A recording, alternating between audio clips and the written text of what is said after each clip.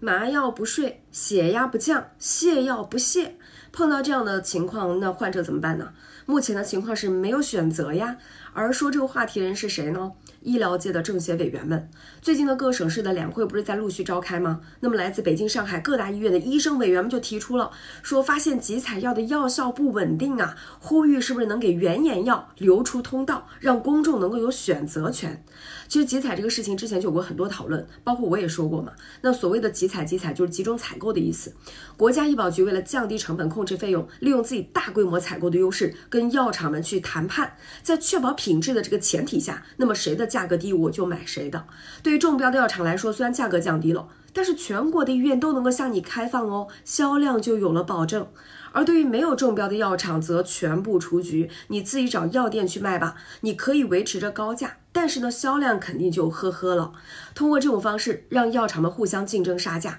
效果也真的是非常的显著。像原先1-2万的心脏支架，最后砍价到了700块钱，还有一些针对罕见病的高价药，原来可能价格要几十万的，也直接能够降价一大半了。应该说这个政策确实是缓解了老百姓用药贵的问题，但是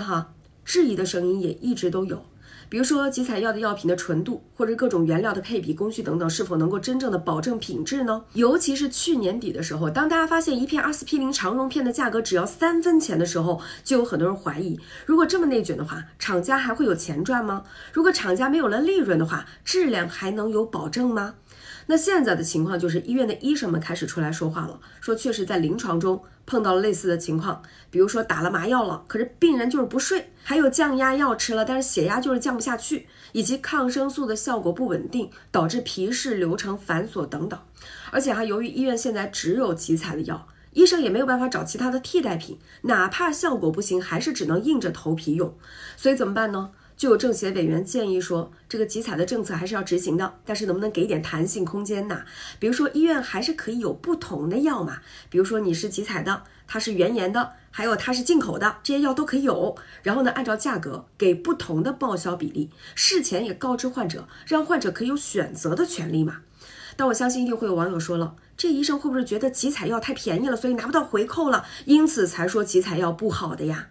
那这个事儿怎么看呢？反正我是觉得吧，医生是利益相关方，从他们的角度来说，这个药品的成本反正主要是由患者和医保基金负担的，所以他们肯定更愿意用效果更好的药。甚至呢，当医生自由裁量权更大的时候，他可操作的空间就越多了。这个也不是小人之心，而是客观存在的事实。但是即便如此，在医疗这种非常专业而且事关生命安全的事儿上，一刀切的只用集采药，这个事儿是否科学，恐怕还是应该听取一下医生们的各种意见，由行业的专家综合评估一下吧。比如说集采的药怎么样才能保证质量呢？检查的时候，除了查药厂提供的那些样品之外，对于医院渠道的药，是不是也要不定期的抽查呢？甚至是不是可以做双盲对比实验呢？对于医生有可能因为利益或者其他的原因，这个刻意的让患者选用高价药、进口药的这个行为，则可以加大事后查处和惩治的力度嘛。而对于那些确实存在了集采药的效果不行的案例，是否也应该要有相应的惩戒机制呢？这样的话呢，才能够既保证医生和患者的选择权，也能给合格的那些集采药中标商以及原研药保留发展的空间嘛。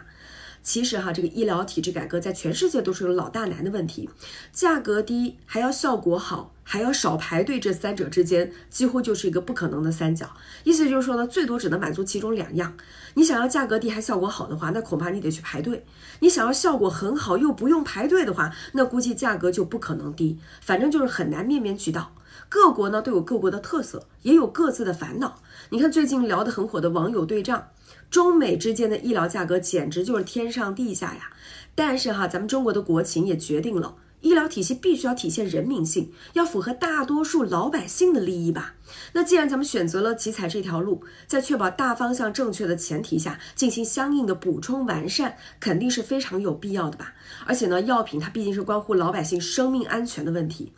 而现在值得欣慰的是，决策层也听到了医生委员们的呼声，并且做出回应了。国家医保局就在回复上海医保局的函件中说了，欢迎医务人员当吹哨人，会倾听来自临床一线的意见和声音，并且会针对反映的情况进行调查处理。其实我觉得这个政策不完善不要紧，只要允许大家讨论，让实践去检验真理，真理自然会越辩越明。